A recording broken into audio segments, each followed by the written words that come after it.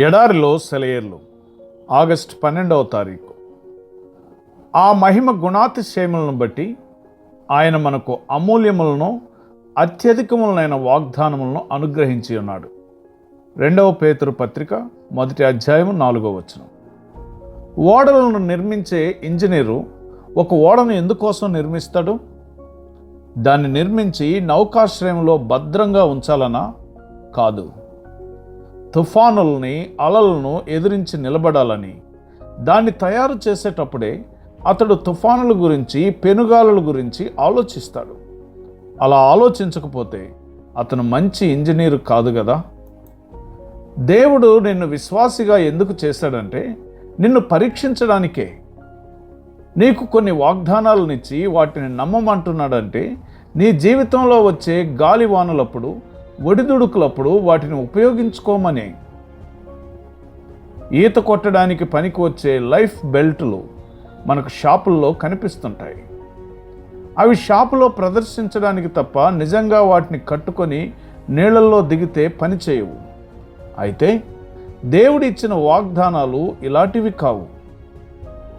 కొన్ని కత్తులు యుద్ధానికి పనికిరావు. చాలా రకాలైన బూట్లు చూడడానికి బాగుంటాయి కానీ వేసుకొని తిరగడానికి పనికిరావు. ఆయన ఇచ్చిన వాగ్దానాలు వాడి చూడదగినవి, ఉపయోగించుకోదగ్గవి. ఆయన్ను వాడుకోకుండా ఒక ప్రదర్శనాంశంగా చేసి కూర్చోబెట్టడం కంటే క్రీస్తుకు అయిష్టమైనది మరొకటి లేదు. ఆయన్ను మనం వాడుకోకపోతే ఆయనకు ఇష్టలం కాలేము. మనం ఆయనకు పని కల్పిస్తూ ఉండాలని ఆయన కోరుకుంటాడు. నిబంధన ఆశీర్వాదాలు ఊరికే చూసి ఆనందించడానికి కాదు, వాటిని స్వాధీనపరుచుకోవాలి. మన వాడకం కోసం యేసు ప్రభువే మనతో ఉన్నాడు. ఉపయోగించుకోవలసినంతగా ఆయన్ను మనం ఉపయోగించుకుంటున్నామా? మ్యూజియంలో ఉన్న వింత వస్తువుల్లాగా దేవుని వాగ్దానాలను పరిగణించకండి. అనుదినం ఆదరణనిచ్చే ఓటులుగా వాటిని ఉపయోగించుకోండి. అవసరం వచ్చినప్పుడల్లా ప్రభువును ఆశ్రయించండి. దేవుని వాగ్దాన జలధిలో నుంచి మనసుకు నచ్చిన ముత్యాలు ఏరుకో. దేవుని వాక్కులో ఏ అక్షరం క్రమం తప్పదు. ఆయన మార్గంలో క్షయం అనేది లేదు. అది నీవు తెలుసుకో. దేవుడు నిన్ను రక్షించి ఒక విశ్వాసిగా నిలవబెట్టేటప్పుడే